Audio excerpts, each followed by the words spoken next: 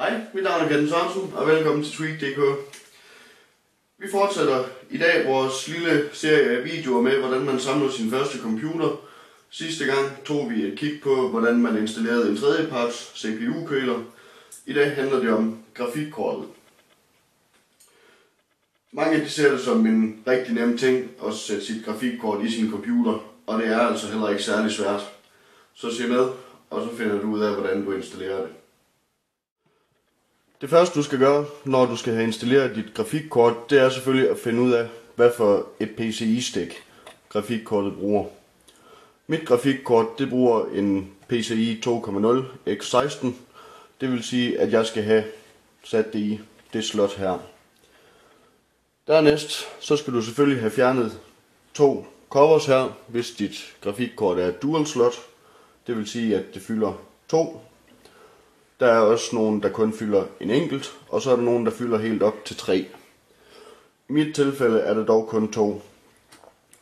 Og jeg skal selvfølgelig her have fjernet fingerskruerne. Ellers kan jeg ikke få kortet i. Det næste jeg så gør, det er finder grafikkortet, liner det op med slottene, og simpelthen skubber det på plads, indtil du hører et klik. Når du har fået sat kortet på plads, så skal det selvfølgelig også skrues fast. Og det gøres med de 2 fingerskruer.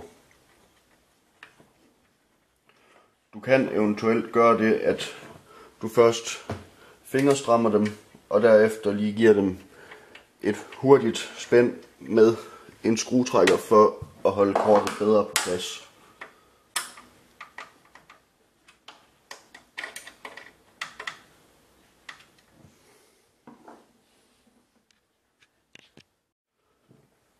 Det sidste man skal gøre, det er selvfølgelig, at der skal strøm til kortet. I mit tilfælde, der sidder strømtilslutningerne her på siden af kortet, men du kan også være udsat for, at de sidder bag på kortet. Som du kan se, så er det 2x6 pin PCIe strøm, jeg skal bruge, og dem har jeg her.